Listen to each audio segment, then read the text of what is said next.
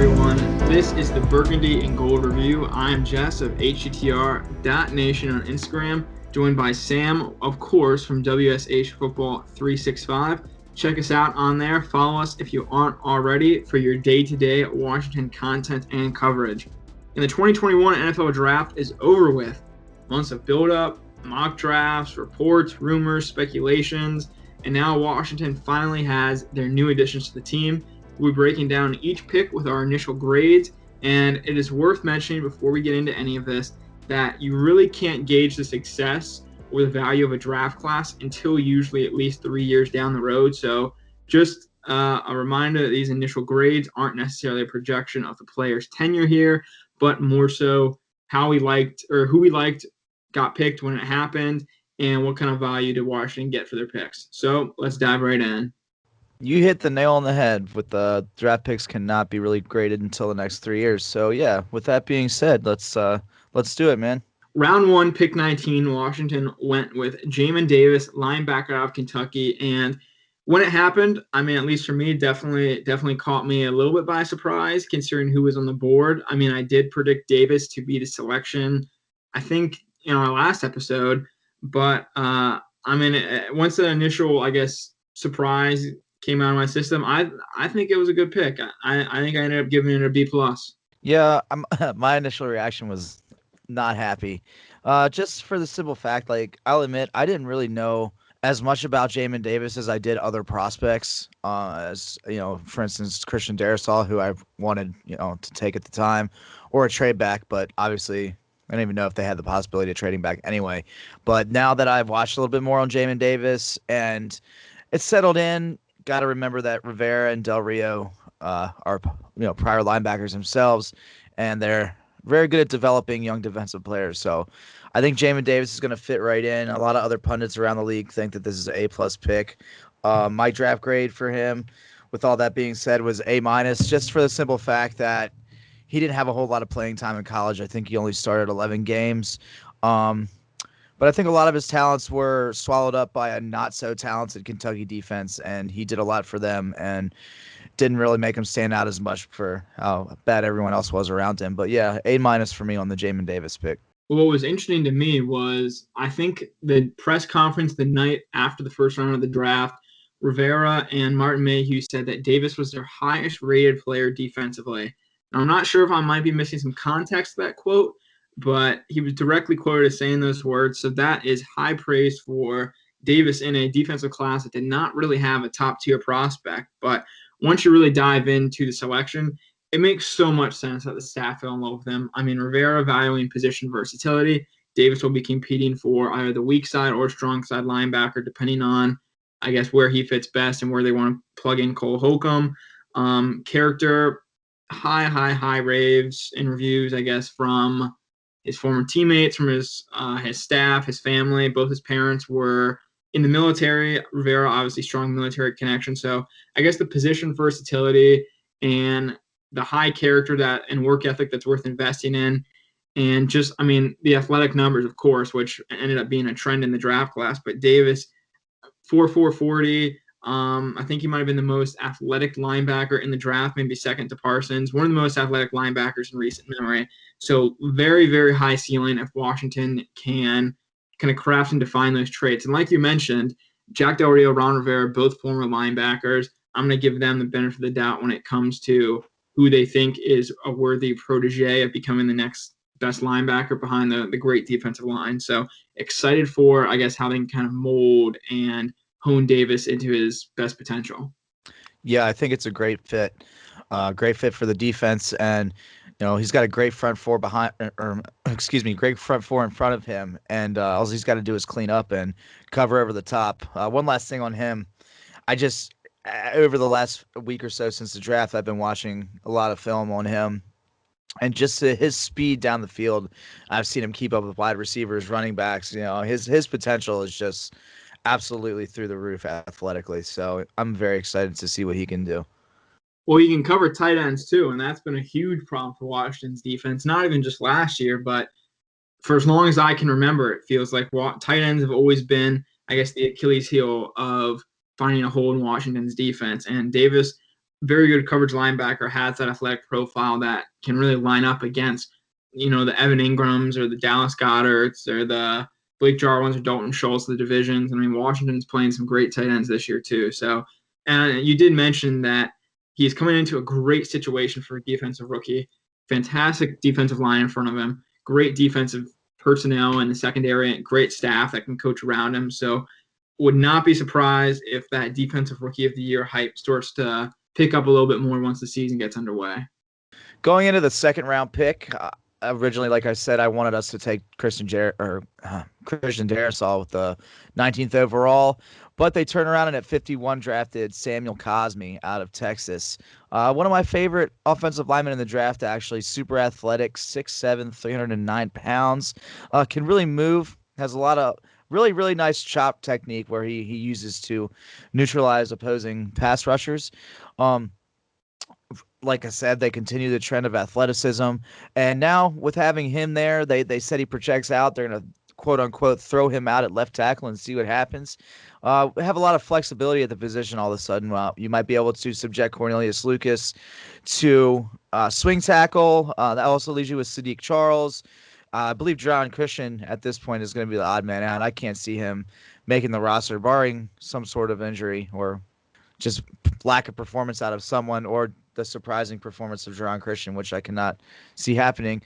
Yeah, like I said, gives the team a lot of flexibility to move players all over the line. He has experience at left and right tackle. I believe his redshirt freshman year, he started 13 to 14 games at right tackle, eventually moving to left tackle by the time he left following his redshirt junior season. So yeah, Sam Cosmi, Cosmi. I gave them an A grade on that. They filled a need, got a super athletic guy, high character guy. Sam Cosmi, A for me. Well, you mentioned athleticism, and I do think it is important to note that Cosmi is according to this, I'm blanking on what the initials stand for, but I guess like the RIS measurement scale. It's a big account on Twitter that measures athleticism of draft prospects. But Cosmi, since 1987, was the second most athletic offensive tackle to ever come out for the NFL draft, with a score of 9.99 out of 10 on the athleticism measurements and chart, how they kind of gauge those things. But so fantastic athlete. I mean, also again, similar to Davis, very high character, someone the coaches are really excited about just having as a person in their building. I mean, we've all seen probably that draft video of him getting picked. That was a great video. They were great. Yeah. Edited together, especially by the social media team. Gets the feels to you. But as for Cosmi, the player, technique definitely does need some work. A bit similar to, like I said, the trend is athletes that put faith in your coaching staff in developing these great flyers on these fantastic athletes at these positions.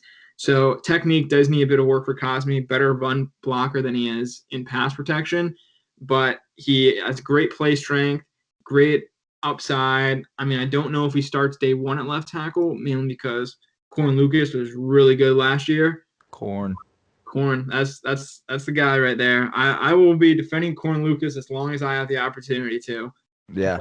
So I'm not sure if Cosmi gets the day one start. I wouldn't be surprised if they work him into the position maybe halfway through the year. I mean, Lucas didn't start at left tackle either. That was Christian, but yeah, it really depends how, I guess, things play out in training camp. So regardless, Cosmi probably will be the left tackle of the future for now. Obviously, I'll depend on how he plays, but I don't know if he comes in and takes a job from Lucas first right off the bat. But I do like the pick. I think I ended up giving it a B+. Rivera does like to play his rookies, though, man. He really does. It's been like a trend over his career, so you never know. It could happen, but I'm all for Corn Lucas either way. Going into the first of the third round picks, Benjamin St. Juste, cornerback, Minnesota, 6'3", rangy guy. I mocked him to the Washington football team. However, I had him slated as a much later pick. I believe I had him in the 6th or 7th, but that just goes to show what the scouting staff and the coaching staff, front office think, as opposed to what us armchair quarterbacks think. So they seem to be really excited about this guy. I'll be honest, I haven't seen him play a whole lot. I've watched a little bit of tape on him since they took him in the draft. He seems to have very fluid hips. And Del Rio did say, after a lot of speculation from fans, pundits, media alike, that he could be used at safety. Del Rio just came straight out and said he's a cornerback. So I think they might see him as an outside guy. Yeah, you look at guys like Josh Norman and Bradbury from Carolina that Rivera has helped develop in the past. So third-round guy, Benjamin St-Juste. This one was a harder one for me to grade simply for the fact there's really no basis to go off of these grades anyway, like we were talking about, and just really don't know a whole lot about the player until you get to see him on the field, get to see him with an NFL team, get to see him after they've started using NFL strength and conditioning. So here, just a shot in the dark. I gave this pick a B minus. I think they might have just taken him a bit too early. I really don't know. And then I've heard rumors that other teams wanted him at that pick as well. So, like I said, really hard base to go off of how to grade this thing. But B minus for me on the St-Juste selection. I was not as high on it, but again, worth printing that asterisk. I am just a fan analyst, armchair GM, as they like to say. But I think when looking at St-Juste as a prospect, obviously Rivera, like kind of with linebackers, with defensive backs, he deserves the benefit of the doubt because most players really tend to thrive under his defenses. We've seen it with Kendall Fuller last year. Jimmy Moreland had a good season. Darby bounced back. James Bradbury in Carolina. Dante Jackson's pretty good from them. Josh Norman, of course, going back a few more years into Rivera's Carolina tenure. So Rivera knows cornerbacks like he knows linebackers. St-Juste has great measurables, really tall cornerback. I think he's 6'3", long wingspan, long arms. I did realize that a concern in reading up some reports about him. He is not a very good or very physical tackler. That is an issue. His run defense, it is not where it needs to be for him to be a full-time starter. Obviously, he won't be starting. He'll be a backup and competing with Darryl Roberts for cornerback 4 or 5 in the depth chart. But something that also came to light in the evaluation of St-Juste was some medical concerns where either because he transferred to Minnesota from Michigan, and I think there was a time period where he was at least mulling medical retirement because of it might have been a heart issue or a neck issue or a nerve issue. I'm not 100% sure on that, but that there are medical concerns there in terms of the longevity of what kind of bang for your buck you can get for the selection. And I mean, there were other corners that at least I really liked that were available too. Ifitu Melifonwu, Elijah Molden, just those two names come to mind. But I don't think it was a terrible pick, but I'm gonna go a bit on the lower side. Gonna go with a C minus here. I feel like probably the worst pick of the draft initially. I would say just it felt like a big reach. The medical stuff kind of scares me a little bit. He's not given who was on the board too. I mean, if you wanted a big corner, you could have gone with Melifonwu, who they had some interest in the Senior Bowl. But I mean, it can always turn out for the better. But initially, I'm gonna have to go C minus for St-Juste. I can understand. Like I said, it's just so hard to grade it, and I also believe that it was a reach as well. Like I said, I had him mocked to us in the 6th or 7th. So, yeah, I think maybe they just went based upon his measurables, like you said, 6'3", long wingspan and he's fast is a really big deal for cornerbacks. And if they feel like they can develop them, then we're just gonna have to trust in the coaching staff, like we always say, and just wait and see. So second round 3 pick 82, Washington went with Diamie Brown, wide receiver out of North Carolina. And this likely was my favorite pick in the draft in terms of value and prospect. Brown was a top 10 wide receiver among a bunch of people. Excuse me, stumbling over my own words there. But a lot of media liked this pick too. Chris Sims, Mel Kiper, Matt Miller, all huge fans of where Washington was able to grab Brown.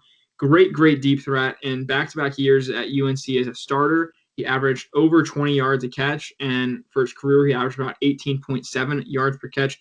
So big playmaking option. Very fluid in his adjustments to getting a contested target. And on the fact of the contested targets, I found out that Brown has never dropped a contested ball in his career at North Carolina, which was 49 out of 49 targets he caught. And just seems like a really good guy you can get in there because he might even be wide receiver 5 coming into the season, which really speaks to how overhauled the wide receiver room has become. But very fluid, High upside, big play guy, possible starting NFL receiver in due time. I think I went with an A here. Yeah, I reciprocate the feeling of it being my favorite pick in the draft. Diamie Brown was absolutely lights out at North Carolina the last couple years. 20 yards per reception both seasons. He tracks the ball reminiscently. I've said this a couple times in post, but the way he tracks the ball reminds me of Deshaun Jackson a lot. Not quite as fast, but dude definitely plays faster than his 4.4 unofficial 40 time. I think physical guy. It's going to be really interesting to see how this wide receiver room plays out. And like you said, it goes to show how much it has been overhauled.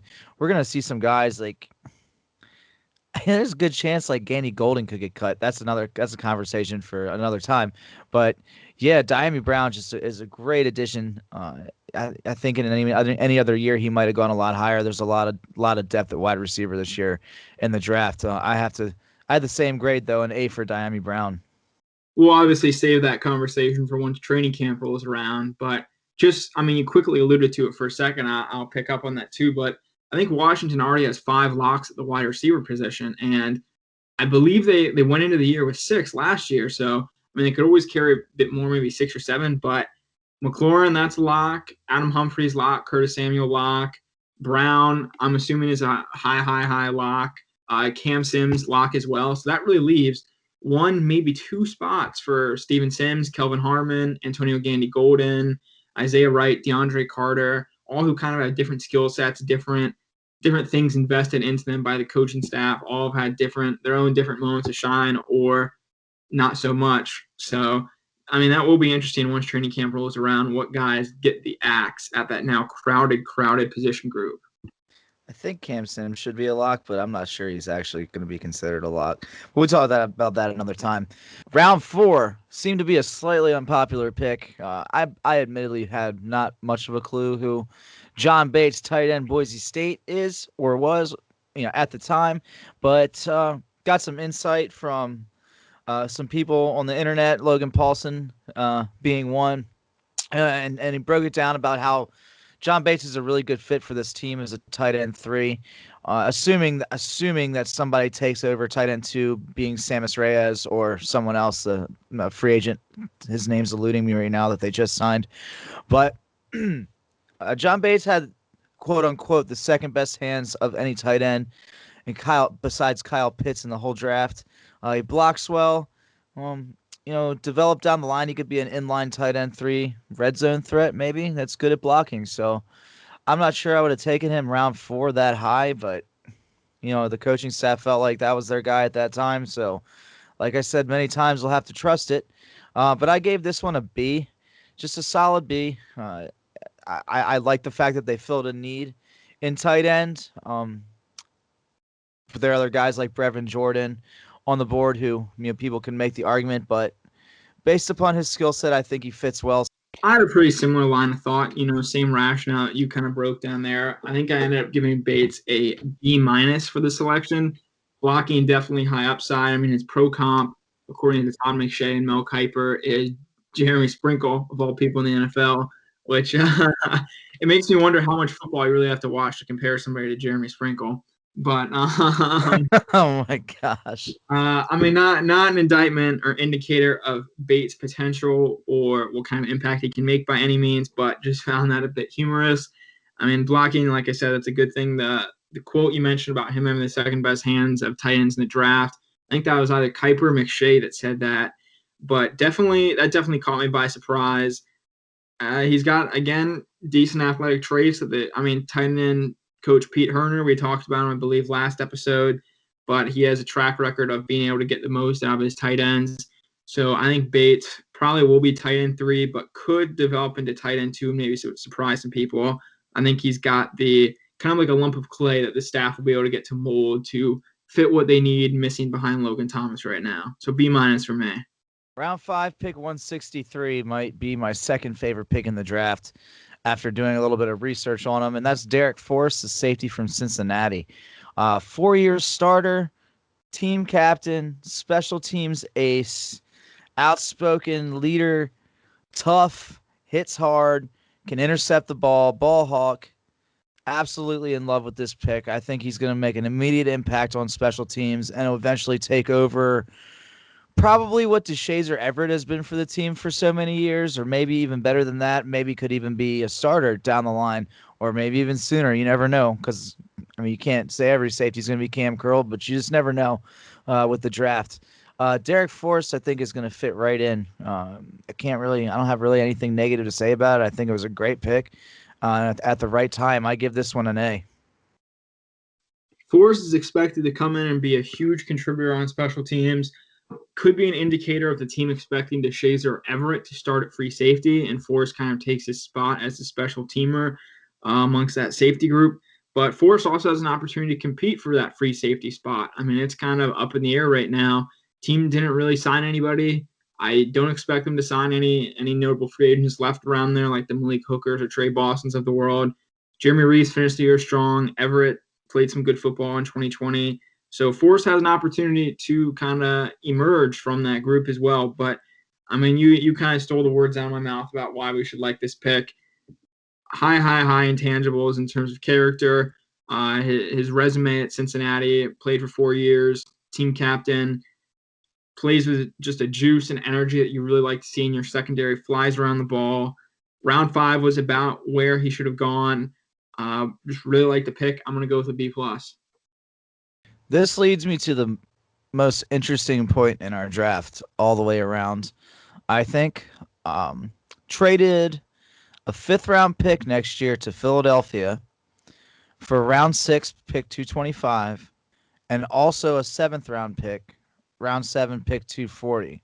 The round 6 pick, they take Cameron Cheeseman, long snapper, Michigan. Great last name. Nick Sundberg's obviously not with the team anymore. I'm torn because I don't want to say anything bad because I'm sure he's a great long snapper if he's even getting drafted at all. But if he didn't have that last name, would everybody be as pumped about this pick as they really like? I don't know. Like, I'm all about them getting their guys, and I'm all about them trusting. But like, I don't know if I'm cool with them trading a 5th-round pick next year for a long snapper. I don't know. I mean, they got a 7th out of it too, and got a pretty decent guy that we'll talk about next. But like, a long snapper in the 6th round out of a trade with me is like, I don't know. It kind of left a weird taste in my mouth. How do you feel about it? Here's my thinking. Obviously, you mentioned a fairly good point there with if his name wasn't so unique in Cameron Cheeseman, but I think you also mentioned, some people call him Shrimp too. So long snap named Shrimp Cheeseman. Quite the I love it there. But I think if you look at it like this, Nick Sundberg obviously was an undrafted free agent. Washington signed him. Not coming back to the team. Washington had a need at long snapper. He ended up snapping for them for 2010 to 2020. So essentially 10, 11 years. And if you expect Cheeseman to be the long snapper for the next 8 to 12 years for the team, then kind of how much you're getting out of him. I mean, you assuming he's the guy that you trade up to go get, I don't see any way he's not the long snapper for the team now, considering what they've now invested in him. But for what you're going to get out of him, I mean, long snappers need some loving too. We saw how much Nick Sundberg was able to hold down that position. If you get kind of that return on Cheeseman, I think it's a fine move to move up and shore up a position for 5, 6, 7, 8, 9, 10 years. I mean, you got your guy squared away then. 5th round, day 3 is essentially just flyers, if we're being honest, on traits or characteristics or programs or specific things you like in prospects. They also got another guy with the pick afterwards that is another one of the picks that I really like in the draft. But if Cheeseman is your guy at long snapper for the next half decade, then you go out and shore up that position. Yeah, I can see the reasoning behind that. I guess it just kind of took me off guard more than anything else. I did see a valid point. I can't remember who made it, or not a valid point, but someone shared a quote from Rivera that said he did this trade to grab that extra 7th-round pick so they wouldn't have to bring in as many undrafted free agents this year and spend money off the salary cap. So that makes a lot of sense too, and it shows that there's a lot of other things behind the scenes that like we truly don't understand. And like for me, in my head, I'm like, man, like it's a long snapper. You can just get him as a UDFA. Well, I don't really know that because I don't know like how teams are valuing him. Obviously, Washington football team valued him as a 6th round pick, so it goes to show you how much I really know. But I can't. I don't really feel comfortable grading this one, to be honest with you, because I feel like it's gonna be either too negative or too positive in one direction. So like I just gave it a solid C, just to like stay like right in the middle. I kind of went a bit more than a C. I think I went with a B minus for Cheeseman. I just think, I mean, I kind of laid out my thinking with if that's your guy at your position, you figure that out and don't have to worry about it for however many seasons, then that's squared away. The trade up, the extra details that would usually fly over normal fans' heads, you mentioned that is something to consider there as well. But I just don't, I mean, I guess for positional value, when you compare things, is a trading up for a long snapper in round 6 necessarily the correct move? I'm not really sure, but I mean, a long snapper went a couple picks right before Cheeseman and Thomas Fletcher out of Alabama that the Panthers took. So, and some of these long snappers, not saying Cheeseman will last 2 decades of the team, but they're guys that are 38, 39, 40 years old that have been snapping for the same team since early 2000s. So, I mean, he could be your guy in that regard. So I just like taking care of the position. If you like a guy, go get him. I'm going to get his jersey. That's what I'm going to go get. Going into round 7, pick 240 from San Francisco through Philadelphia, William Bradley King, defensive end, Baylor. I like him. He seems to be a scrappy guy, plays with a lot of physicality. Washington had a need at edge rusher because they had virtually no one behind Chase Young and Montez Sweat. They got their first of 2 defensive ends in this draft, and Bradley King. I think he's got a good shot at making the team. He's good young talent. Might have gone higher in another draft, or yeah, I thought he was going to go higher in this draft, to be honest. And the fact that he was still there is a blessing for the team. So I get the William Bradley King a B plus. William Bradley King was probably my second favorite pick in the draft. He was someone I was really high on. I had seen some Senior Bowl stuff. Jim Nagy with the Senior Bowl, super loved him. I mean, he's just such a physical athlete. Plays like past the whistle. Just, I mean, there is no big wow factor to him, but he's just a grinder. He goes out and gets it. He's just keeps just like you let. He's just the kind of guy you want rushing the passer. He's just going to keep going snap to snap, give you everything he's got every play. And I think he really has an opportunity to emerge as the 3rd edge rusher for Washington. I mean, there's not a lot of pressure for him coming in. Obviously, 7th-round pick playing behind Sweat and Young. But just as a sub-package, physical player, I really, really like it in round 7. So I'm going with an A. Round 7, pick 246 was probably my second favorite pick of the draft. And Shaka Toney, defensive end, Penn State. Dude had so many sacks. I don't have the number here, but I'm honestly shocked that he went that late and he was still on the board. I saw a tweet from him and he's like, I can't believe, no offense to my man Cheeseman, but he said he couldn't believe that long snappers were going before him. I think he was named All Big Ten a couple times or nominated All Big Ten. Great player at Penn State, made a huge impact. I think he's another defensive end, 7th-round pick that has a great shot at making the team and be a really good rotational edge rusher. So I give this pick a B plus. Well, Jack Del Rio just mentioned in his recent interview with the team that Tony's going to be playing a bit of linebacker as well. So, bit of a hybrid pick here in terms of a pass rusher that they wanted to invest in his athletic traits and somebody that could be getting work at a weak depth kind of spot in the linebacker position on the roster. Tony, I think I also went with a B plus. His pedigree and his resume speak for themselves. Dominated in the Big Ten, racked up the accolades, racked up the productivity. Just really like the pick. I kind of thought he was going to go day 3. Didn't think he'd last until like the last 10 or 15 picks of the draft, but really like the pick. I mean, it's exciting, productive player from a college that a decent amount of a fan base are fans of. So B plus for me as well for Shaka. Last pick of the draft is pick 258 from Kansas City through Miami. This is the pick that we got or swapped with for Eric Flowers with Miami. We took Dax Milne, wide receiver, BYU. Caught passes from Zach Wilson. Was roommates with Zach Wilson. Was Zach Wilson's friend growing up. They played ball together all through on and off through junior high school all the way through college. Dude can play. He's like pretty solid in his routes. Really, really good hands. Fast. Could contribute on special teams. Would absolutely have to make an impact on special teams in order to make this team. This wide receiver room is just so crowded. Like I can't even wrap my head around. Like I know, like I'm thinking of all the wide receivers on the team, and like I'm probably still forgetting some.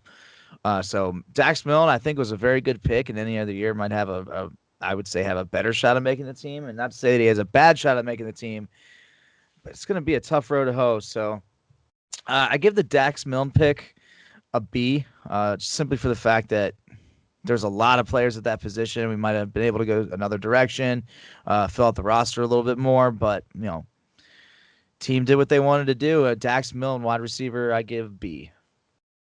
We're thinking the same here. I landed on B as well for Milne to round out the draft class. He projects as a bit more of a slot receiver in the NFL, given his body frame. Like you mentioned, he definitely will need to make an impact on special teams if he's going to make the roster, considering those 1 to 2 spots that are left. So I think special teams, he pretty much had. That's a necessary requirement. I think if he's going to make the roster. Could be on the team's practice squad for a little bit, but very productive player with Wilson in college, was catching most of Zach Wilson's touchdown passes. I mean, it's the second to last pick of the draft. Don't want to overanalyze it or undersell it necessarily too much, but to close the draft class, I think Washington got a solid player, and Dax Milne going to go with a B as well.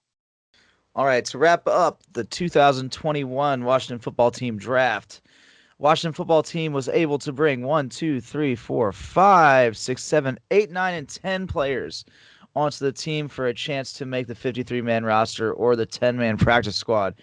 Given our grades and given their picks, I give the Washington football team an overall grade of a B for the 2021 NFL draft. I landed on B+ for overall grade. Day 1, went with the B+ for Davis. Day 2, mixture of Cosme, St. Juste, and Brown, probably B+ as well. And then day 3, I feel like they got some good traits. They got some good characters, probably about a B. So I'll give them a bit of a benefit of the doubt. Going to go with a B+ for the 2021 draft class. Yeah, overall, it was a very solid but not sexy draft. I don't think anyone really stands out besides Diamie Brown that's going to just wow you. You never know. I mean, you got to give these guys a chance. You got to trust the coaching staff. There's nobody that I'm like, damn, like they really, really reached on that. It's not like taking Alex Leatherwood in the first round. So I think they did a really good job. It'll be interesting to see how training camp plays out because now these position groups are getting better, stronger foundations. They're becoming saturated with players. So we're going to start seeing players that, might have made the team in many years past that aren't going to this year. And that's a sign that the team's getting better. So very, very excited as we move forward into minicamp, OTAs, and training camp.